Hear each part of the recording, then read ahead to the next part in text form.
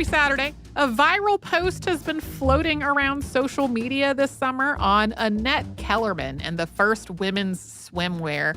She has always been a favorite of mine, although with some pretty big caveats that should become obvious over the course of this episode. In this episode, we mentioned that Kellerman donated all her costumes to the Sydney Opera House, and that we'd put a link to where you can see them in our show notes.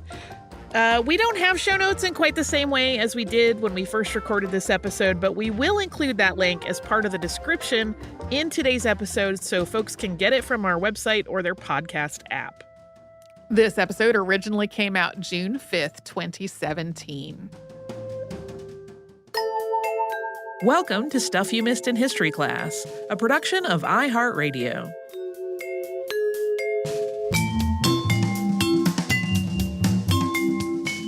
Hello and welcome to the podcast. I'm Tracy V. Wilson. And I'm Holly Fry. So, summer's coming, at least in theory. Sure. I think summer has definitely arrived where you are, which is Atlanta. Yeah, I mean, I guess technically it's still cooler than it usually would be this time of year. Yeah, it is not warm at all. It's 57 degrees right now. We're recording this on May 30th. Yeah, I think our high today might be 80, which sounds hot to some people, but for Atlanta at the end of May, that's really not. Yeah, it's been we've had an unseasonably cool May up here in New England. Anyway, though, at least in theory, summer is either on the way or here for most, but not all of our listeners. So it seems like a good time to talk about swimming. Whee! Yes, specifically, we are talking about Annette Kellerman, who gets a lot of the credit for developing the woman's one-piece bathing suit, and then for making it socially appropriate for women in a lot of the English-speaking world to put on an outfit that you could actually swim in without drowning and then go out in public that way. And perhaps, kind of ironically, she was Australian, where it is definitely not coming on summer. So Australians, we have some Australian history today that is seasonally incongruous for where you actually live. Yeah, unless you happen to be somebody who's downloading it late in the game, in which case, sure. Hooray, summer for you as well. Annette Kellerman was born in the suburbs of Sydney, Australia. She was coy about her birth date, and it's variously cited as July 5th or 6th of 1886, 1887, or 1888. The 6th is the most frequently cited date. Her father, Frederick, was a violinist born in Australia, and her mother, Alice, was a pianist and a music teacher who was originally from France. When she was young, Annette had to wear braces on her legs because of persistent weakness. And not only were these braces painful to wear, but she also found them embarrassing. The cause is unclear. A few sources cite rickets or polio, and later on in her life, she speculated that it might have been a calcium deficiency. According to her own account, actual doctors at the time said that it was because she had been allowed to learn to walk too early or that she had chalk in her bones. Neither of those are real things. Would have caused her to need leg braces. So totally unclear, but the braces were a real part of her life. That's what you get when you go to cartoon doctors. Like chalk in your bones sounds like such a cartoon diagnosis, but... And chalk bones is a nickname for one congenital bone condition, but it has nothing to do with what she was experiencing. It's a totally different set of symptoms. So very weird. Yeah. Whatever the cause of her disability, eventually her father visited a doctor who recommended swimming lessons. And at first, Annette was really terrified of this plan, possibly because it meant exposing her legs to people, which she did not want to do because they were visibly undeveloped. And she begged not to have to go, but her parents and the doctor were all certain that swimming would really help. So she and her brothers were taken to Frederick Cavill's baths so they could learn to swim. And the Cavills were actually a whole family of swimmers. They're in the International Swimming Hall of Fame for their combined contributions to the sport. It took Annette a lot longer to get the hang of swimming than it took her brothers. They were both able to swim on their own after a handful of lessons, but it took Annette close to 20. But once she knew how to do it, as predicted, it really did help her build her strength up in her legs. And with the water supporting her, she could move around without having to wear the braces. Annette would later describe her gradual improvement through swimming as a process of intense joy. By the time she reached the age of 13, her muscle development was more or less typical for a child her age, although she was susceptible to muscle strains and had to wear very tightly laced boots until she was 18. A lot of the swimming strokes that are recognized and used competitively today were still new or in the process of being developed and refined. So, what Annette learned at first was basically the breaststroke, and that was the stroke that she used mostly when she was exercising at first. At about the age of 15, she started branching out into learning other strokes, putting dedicated effort into practicing them and getting better at them. And soon she told her parents that she wanted to start competing in swimming. Her first swimming race was a local event, and she won it. Annette's father had been incredulous when she said she wanted to enter a swimming race. He had thought of swimming as something she was doing because of her disability, not as something she would seriously pursue for her own sake. But once she had that first win under her belt, he was instrumental in her progress as a competitive swimmer, essentially becoming both her trainer and her coach. As soon as she started seriously competing, Annette started winning races and setting records. In 1902, at the age of about 16, she won a 100-yard championship for New South Wales and also set a world record for swimming a mile with a time of 32 minutes and 29 seconds. That same year, she started participating in long-distance swimming races and public diving demonstrations. Her time in the water wasn't only about competition, though. She started doing mermaid shows in Australian aquariums, along with other aquatic performances while she was still in her teens.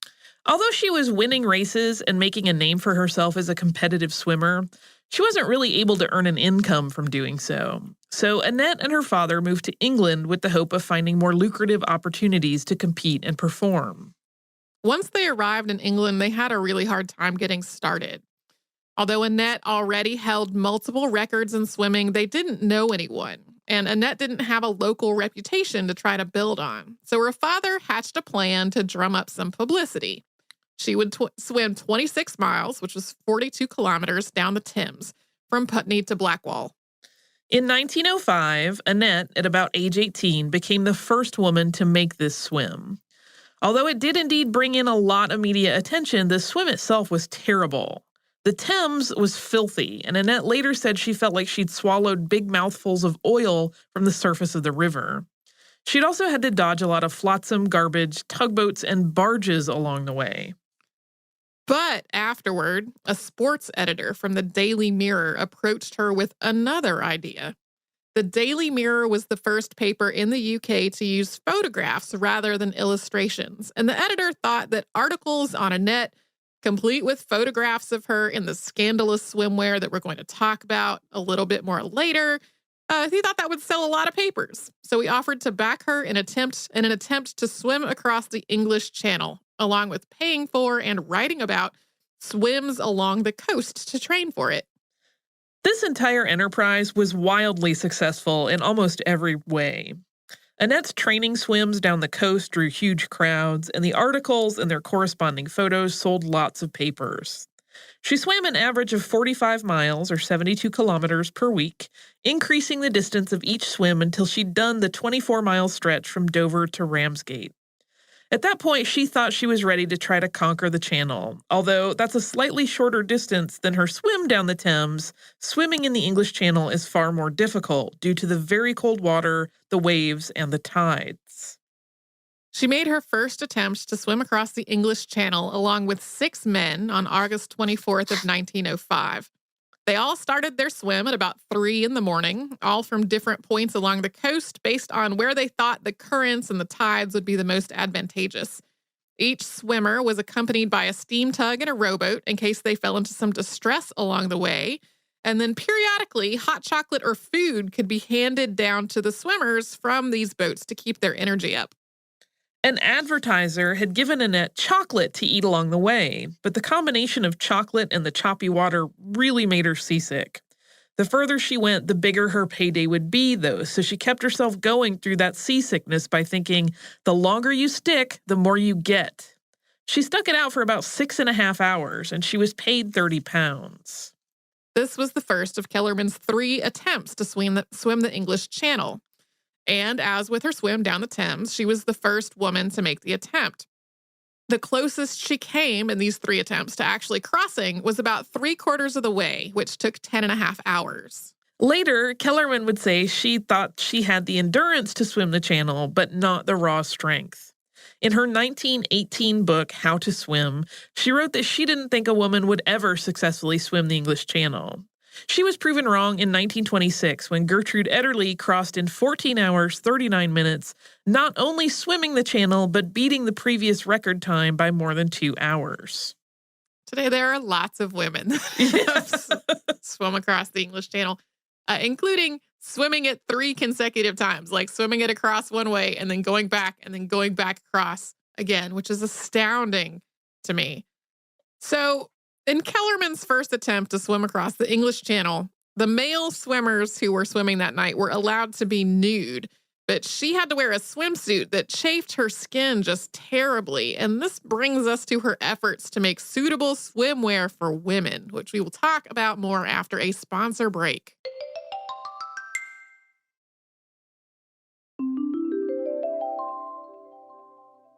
That swim down the Thames and the attempts to cross the English Channel were not Annette Kellerman's only long-distance races in the 1900s. Before leaving Australia, she had taken multiple long-distance swims down the Yarra River, including becoming the first woman to complete a 10-mile stretch.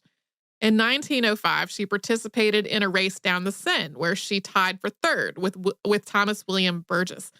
In her account of this race and how to swim, she wrote that well-meaning spectators kept calling out that she was almost there and had just 2 bridges more. And when she realized she was not almost there, and she became just really discouraged because she had worn herself out doing what she thought was her final push to the finish line. So when Burgess caught up to her and saw that she was crying, in a very lovely show of sporting behavior, he stayed with her and encouraged her for the rest of the race, and that is how they came to tie. In June of 1906, Kellerman also won a 22-mile or 36-kilometer race down the Danube. I think anyone also who has ever run a race knows the ire of please don't tell me you're almost there when you're not. When you're not, no. And it was a little bit unclear to me whether these were the people in the guide boat or the people who were just spectators who were saying this. Right. But like they got her a couple times. And then on like time number 3 of them being like, you're almost there, she was like, no, I'm not. Well, right. And it's almost always well-intentioned. Like let this be a note. If you are ever spectating a sporting event, please don't fib to the participants because it does more to harm their head game than help. Yeah. And in most of these events, Kellerman was one of very few women, and sometimes she was the only woman. And she typically swam them wearing a swimsuit that was actually made for men. So this was not unheard of in Australia at this point. Swimming was already a more established sport in Australia than it was in the United Kingdom or the United States. But it was astonishing in a lot of the rest of the English-speaking world, where water was for bathing, not for swimming. Bathing meant getting into the water a little way, and you might wade or play or maybe float a little out there, but you didn't really swim. And a lot of people didn't even know how to swim. The idea of a man-made swimming pool was also still quite recent at this point. Like there had not even been one built for the Olympics yet. So like bathing was a thing that happened at a beach, whether it was like a lakeside beach or a seashore beach. It did not really happen in a pool. And even if you wanted to swim, if you were a woman around the turn of the 20th century, your bathing attire was not something you could actually swim in. The standard bathing costume for women was essentially a dress with a length that ranged within a couple of inches above or below the knee. It had a blousy top and puffy, usually short sleeves, sometimes with a sailor's collar. It was cinched, belted, or ribboned at the waist and worn with stockings and bathing slippers, or sometimes even bathing boots that went all the way up the calves. And many women wore their bathing clothes with corsets and other underpinnings. Here is what Annette Kellerman had to say about these outfits. Quote, "There is no more reason why you should wear those awful water overcoats, those awkward, unnecessary, lumpy, quote, bathing suits, than there is that you should wear lead chains.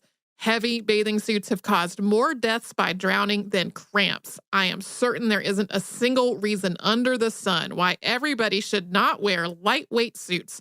Anyone who persuades you to wear the heavy, skirty kind is endangering your life. Just thinking about wearing tights into the water is a horrifying prospect to me. Oh, I don't know why. It just kind of grosses me out. For competitive women swimmers, there was a grudging exception to the standard of dress. They could wear a men's bathing suit, which was more like a t-shirt and shorts, sometimes constructed all as one piece. But this also starts a whole chicken and egg situation. Women weren't supposed to be seen in attire that they could actually swim in, which created a huge barrier for entry for the sport of swimming. Yeah, if people were like, well, I guess you can wear a men's suit for this race. That left the question of like all the training you would need to do to be able to compete in the race in the first place. Was this whole social standard of what was acceptable for women to wear that led Kellerman to invent a new swimsuit. In 1905, she was scheduled for a swimming performance at London's Bath Club, and some of the royal family was to be in attendance. The men's bathing suit that she had been wearing was determined to be inappropriate because it was too revealing. So Kellerman bought a pair of black stockings, and she sewed them to the legs of her men's bathing suit, creating what was effectively a one-piece garment that covered her from her shoulders to her feet. From there, she began tweaking and refining this original design, eventually developing a one-piece, form-fitting garment without sleeves. The lengths of the legs varied from full length and stocking-like to stopping at the thigh. Although this would be considered pretty modest swimwear by a lot of today's standards, it was not at all modest by the standards of the day. Like we said before the first break, the very idea of a woman in public in such a garment was enough to sell newspapers. It's widely reported that in 1907, Kellerman was arrested for indecency on Revere Beach in Massachusetts while wearing one of these swimsuits. Although there's no arrest in the logbooks, it's a story that came up again and again and again during her own lifetime, including from her own mouth. I don't think she made this up, but people have noted that, they can't find a document that actually details the arrest. In spite of heavy resistance to the idea of women being out in public so relatively unclothed, Kellerman persisted. She launched her own line of women's swimwear, some of which came with a modesty panel, which was a close-fitting skirt that went from waist to knee, covering the thighs but bringing along far less fabric and weight than the previous era of swimsuits. She became so closely associated to this type of swimwear that soon people were calling anything that looked like it an Annette Kellerman or just a Kellerman, although it was a name she trademarked and went to court to defend when she needed to. And at some beaches, Kellerman-type suits were actually banned. As Kellerman became more famous and her swimsuits became more widely adopted, it gradually became more acceptable for women to be seen in them and for women to participate in the sport of swimming. And, compounding that, for swimming in general to be seen as a recreational activity. Some of this was part of an overall growth in the popularity of swimming, but it wasn't just happenstance. Kellerman was an active advocate for women to learn to swim and for swimming to be seen as an acceptable form of exercise, recreation, and competition for women. She wrote, quote, "I am not trying to shut men out of swimming. There is enough water in the world for all of us. But as men can indulge in so many other sports where women can make a poor showing or cannot compete at all, swimming may well be called the women's sport." But unfortunately, this progress did not apply to all women. Even though Kellerman herself wrote things like, quote, "There is nothing more democratic than swimming," and "a clean, cool, beautiful, cheap thing we all, from cats to kings, can enjoy," swimming was not actually accessible to everyone. In the United States, public beaches and, as they were built, public swimming pools were often racially segregated, and the indigenous population was barred from many public swimming areas in Australia. So while Kellerman was a staunch advocate for making swimming accessible to women, that was really most applicable to white women. And to add another layer to all of this, a lot of the swimming strokes that she learned as a child and then helped to popularize as an adult were either patterned after or directly taught to white swimmers by Indigenous Australians. and indigenous people from elsewhere in the Pacific. So, like a lot of the art and skill of swimming drew from indigenous knowledge, but indigenous people were excluded from a lot of public swimming locations. In addition to contributing to the popularity and, at least for some, accessibility of swimming, Annette Kellerman's fame and skill led to a completely different aspect of her career: vaudeville and Hollywood. We're going to talk about that after we pause for a sponsor break.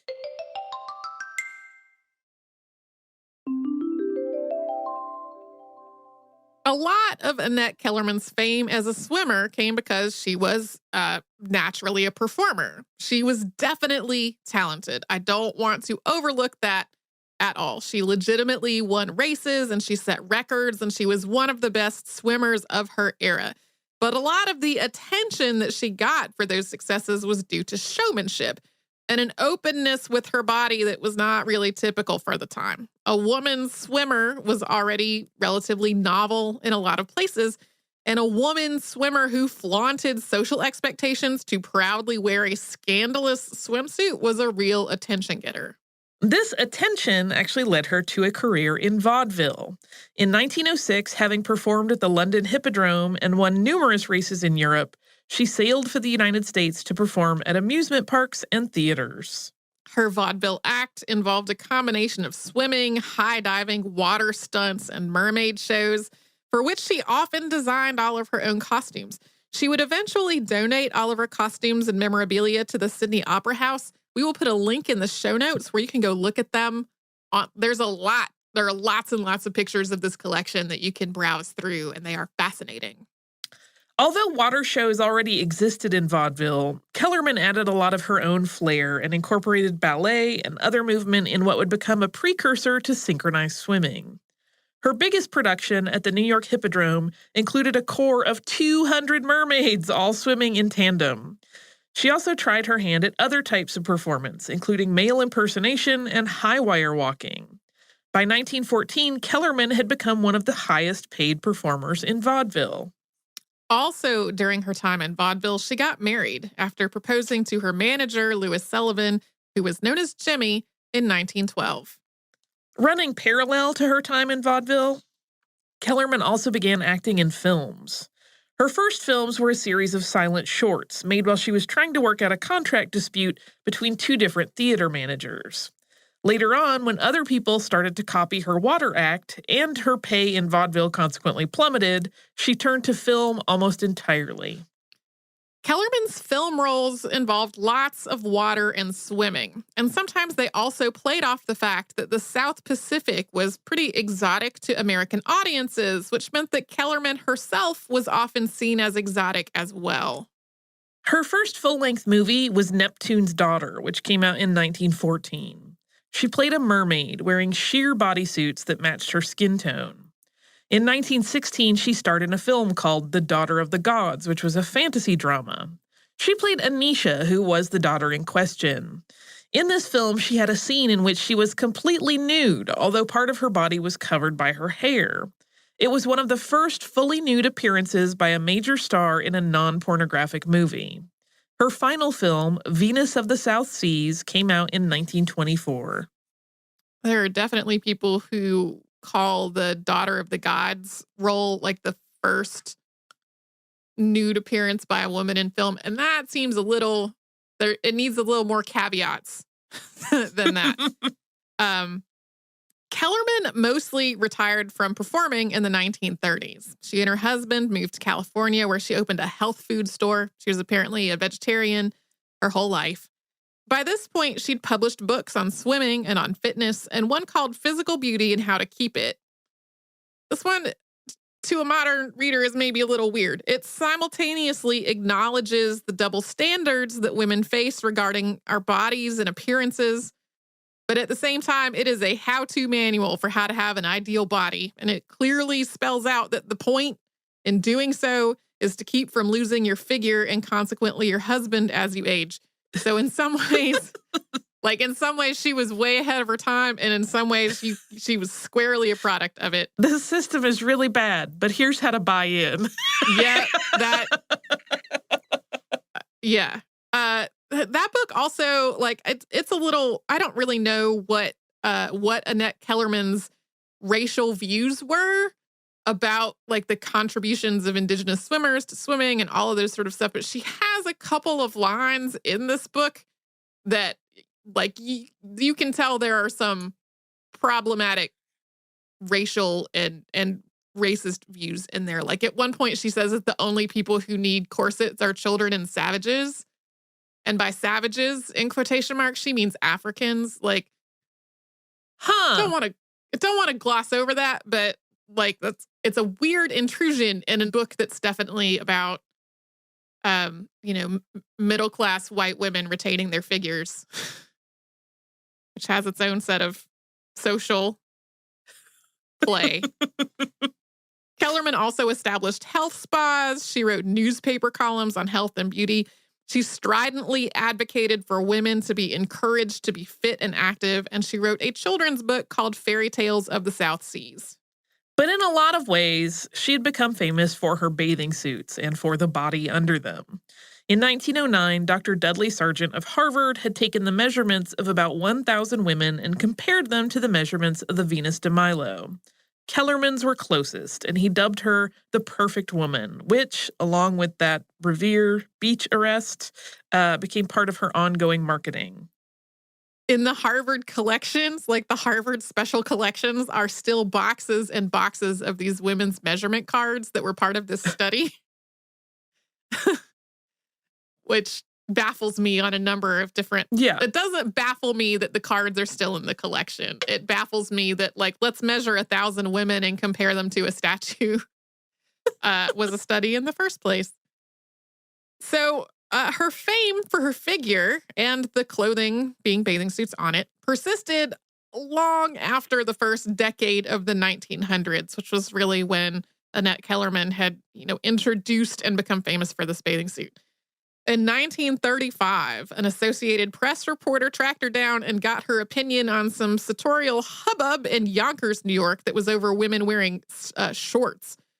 She recalled that it had only been a couple of decades since that time she was arrested, and then said, quote, "But I've always preached the importance of caring for the female figure, so the girls will have to look to their shapes and not to the courts when they appear in suits.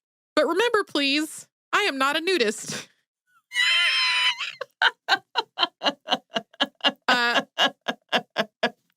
An Associated Press headline from 1937 read, quote, "Annette Kellerman still draws crowd. Legs of diving Venus hold former beauty." So, like, people were still basically writing about her body years after she stopped performing Right. with it. Like, she was still the go-to person to talk to about scandalous swimwear and women's figures. Kellerman and her husband returned to Australia a couple of times during the 1940s, including during World War II when she entertained troops in the South Pacific. In 1952, Esther Williams played her in the film $1 Million Mermaid. Kellerman was not a fan of this film. She called it, quote, "a silly little yarn," and also, quote, "a namby-pamby attempt."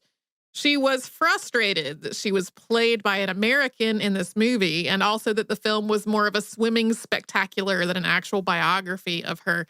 As kind of a side note, she was also not a fan of the bikini after it was introduced, calling it far too revealing, and noting that almost nobody had the figure to actually wear one. Kellerman and her husband moved back to Australia for good in 1970. She was inducted into the International Swimming Hall of Fame in 1974, and she died on November 6, 1975, at the age of roughly 87. Most sources say 87 or 88. It's a little... Her late 80s. Her late 80s. Who wants to end with a poem? I do. I'm really excited we've gotten to end some episodes with poems lately. This poem ran in the Boston Post on November 7th of 1908. "No more the Gibson bathing girl shall grace the Newport summer whirl. Annette declares her garments wrong, at both ends too extremely long.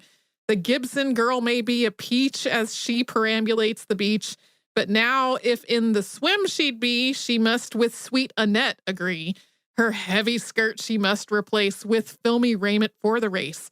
Think you she will consent to dress in such approach to nothingness? So that's Annette Kellerman. Sometimes you will see her name spelled with 2 N's instead of 1 N, which was apparently a nod to her German heritage that she used when she published her books. But most sources as biographies have it just with 1 N.